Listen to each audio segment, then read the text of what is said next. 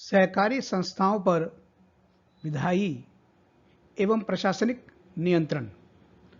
आज ये बहुत महत्वपूर्ण विषय पर ई लेक्चर है और ये महत्वपूर्ण विषय इसलिए है क्योंकि अक्सर यूनिवर्सिटीज़ एग्ज़ाम्स में इस पर सवाल पूछे जाते हैं और ये विषय है ये एमकॉम ईएफएम फाइनल के विद्यार्थियों से संबंधित है। पेपर है कोऑपरेटिव सेक्टर मैनेजमेंट और संख्या है 202। ये कंपलसरी पेपर है और यूनिट सेकंड का ये विषय है और मैं हूं डॉक्टर मनु शरद पाठक, ईएफएम विभाग, एसआरएलएस राजकीय महाविद्यालय कालाडेरा जयपुर। आप सभी विद्यार्थियों का हार्दिक स्वागत और अभिनंदन करता हूं। तो प्रिय विद्यार्थियों, आप सभी का पुनः स्वागत और अभिनंदन है। विषय है आज का ई लेक्चर का सहकारी संस्थाओं पर विधायी एवं प्रशासनिक नियंत्रण। जैसा कि आप सभी जानते हैं कि भारत में सर्वप्रथम सहकारी संस्थाओं के लिए जो अधिनियम बना वो 1904 में बना, लेकिन वो उस अधिनियम में व्यापकता का अभाव था।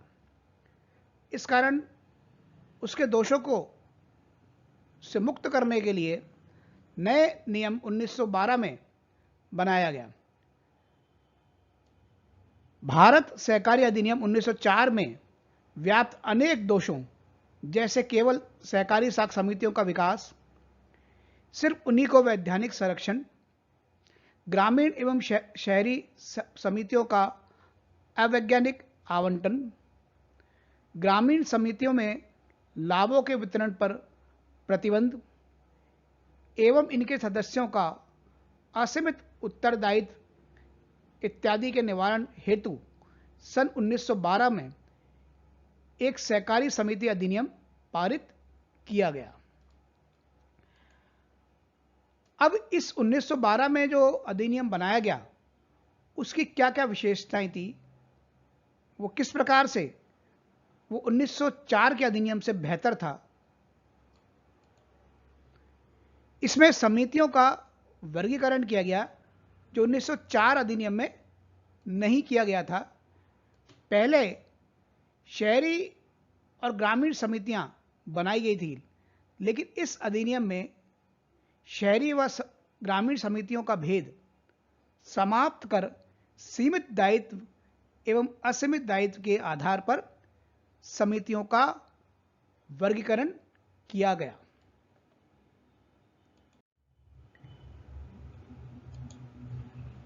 गैर साख समितियों को भी इस अधिनियम में मान्यता प्रदान की गई।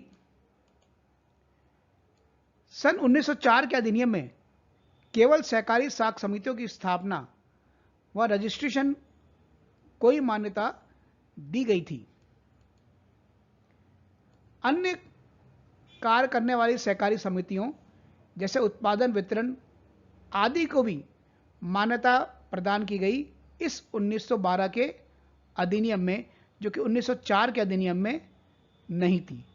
तो इससे सहकारिता के में विस्तार हुआ और व्यापकता आई इस 1912 के अधिनियम के पारित होने के बाद। इस अधिनियम में दायित्व के आधार पर समितियों का वर्गीकरण किया गया।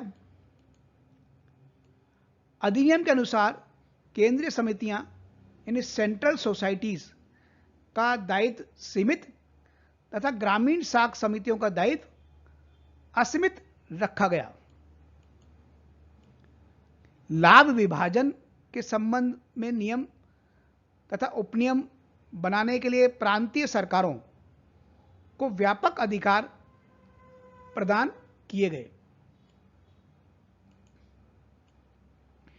यह भी व्यवस्था थी कि आवश्यक संचित कोष रखने के बाद शेष लाभ सदस्यों में बांटा जा सकेगा।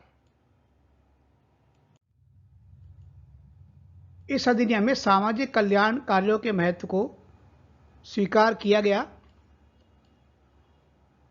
और इसके लिए अधिनियम में व्यवस्था की गई कि समिति अपने लाभों का 25% भाग सुरक्षित कोष में जमा करने के बाद शेष भाग का 10% भाग दान स्वरूप दे सकती है। यह भाग शैक्षणिक एवं धार्मिक कार्यों के लिए दिया जा सकता था। यानी सहकारिता का जो मूल सिद्धांत सेवा भाव का है, एकजुटता के साथ, उसको इस अधिनियम में महत्व दिया गया। जो समितियां इस अधिनियम के अंतर्गत पंजीकृत थी, वही सहकारी शब्द का प्रयोग कर सकती थी। यानी सहकारिता को महत्वपूर्ण बनाने के लिए इस अधिनियम में यह प्रावधान रखा गया। यह अधिकार दिया गया कि वे अपने सदस्यों से प्राथमिकता के आधार पर ऋण वसूली कर सकती है। यदि सदस्य ने समिति के अतिरिक्त अन्य कहीं से भी ऋण ले रखा है, तो समिति का ऋण पहले चुकाना पड़ेगा। इस अधिनियम में समितियों द्वारा अपने कोषों के विनियोजन पर कुछ नियंत्रण लगा दिए गए। इस प्रकार सहकारी अधिनियम 1912 ने सहकारी आंदोलन को नई प्रेरणा दी, क्योंकि इससे सहकारिता के क्षेत्र में वृद्धि हुई और सहकारिता जो है वो लगभग हर क्षेत्र में, हर ग्रामीण क्षेत्र में पहुंच गई।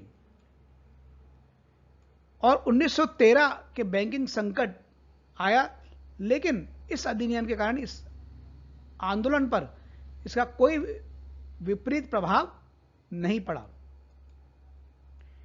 इस अधिनियम के फलस्वरूप गैर साख समितियों का तो विकास हुआ ही, अधिनियम के बनने के बाद यानी 1914 से 1919 के बीच सहकारी समितियों की संख्या में लगभग 78.5%, सदस्यता में 38% तथा कार्यशील पूंजी में 25% की वृद्धि हुई। तो इस प्रकार इस 1912 के अधिनियम का एक बहुत बड़ा जो है सकारात्मक प्रभाव जो है सहकारिता आंदोलन पर पड़ा, भारतीय सहकारिता आंदोलन पर। लेकिन क्या यह पर्याप्त था? क्योंकि बहुत सारी कमियां देखी गई, जिसके फलस्वरूप ये आंदोलन उस गति से, उस तेजी से नहीं बढ़ा और इसका लाभ वास्तविक लोगों को नहीं हो पाया। ये आगे अपन देखते हैं। सहकारी आंदोलन के अतिरिक्त विकास के लिए 1914 में एडवर्ड मैकलेगन की अध्यक्षता में एक सहकारी समिति बनाई गई। इस समिति का मानना था कि सहकारी समितियों के सदस्यों की सबसे बड़ी समस्या अशिक्षा है तथा सदस्यों को शिक्षित किया जाना चाहिए। और इसके अलावा यह भी देखा गया कि प्रबंधकर्ताओं में सेवा की कमी, कर्तव्यों के प्रति लापरवाही, स्वार्थ सहकारी समितियों की प्रगति के लिए एक समस्या रही है। तो इस प्रकार ये कमी आई। तो इस कमी को दूर करने के लिए कई प्रकार के सुझाव आए और मुख्य जो सुझाव जो हैं वो इस आगे की स्लाइड में बताए गए हैं। उपयुक्त समस्याओं के निवारण के लिए निम्नलिखित सुझाव दिए गए। सहकारी समितियों में ईमानदार, चरित्रवान तथा सहकारी प्रवृत्तियों से ओतप्रोत लोगों को मौका दिया जाना चाहिए। प्रत्येक सदस्य को केवल एक मत देने का अधिकार प्रदान किया जाना चाहिए, भले ही उसके पास एक से अधिक अंश ही क्यों ना हो।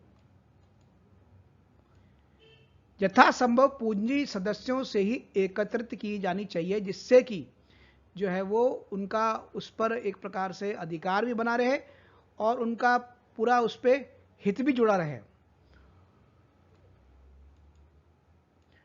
यथासंभव एक गांव में से एक ही सहकारी समिति की स्थापना की जानी चाहिए। समितियों के हिसाब किताब की उचित, सामयिक एवं नियमित जांच तथा निरीक्षण किया जाना चाहिए। सहकारी सिद्धांतों एवं आदर्शों का प्रचार प्रसार किया जाना चाहिए जागरूकता के लिए। समितियों को केवल अपने सदस्यों से ही लेन देन करना चाहिए। इस आंदोलन को जन आंदोलन बनाने की आवश्यकता हुई अतः इन चीज़ों को शामिल किया जाना चाहिए। सुरक्षित कोषों में लाभों की पर्याप्त राशि रखी जानी चाहिए, जिससे कि जो सहकारी जो समितियां हैं वो नुकसान में नहीं आए। धन्यवाद, आपने ये ई लेक्चर जो है देखा, जो कि एक महत्वपूर्ण विषय पर आधारित था और मुझे लगता है आपके लाभान्वित रहेगा। आपको ये कैसा लगा जरूर कमेंट बॉक्स में जाके कमेंट कीजिएगा। जय हिंद, जय भारत।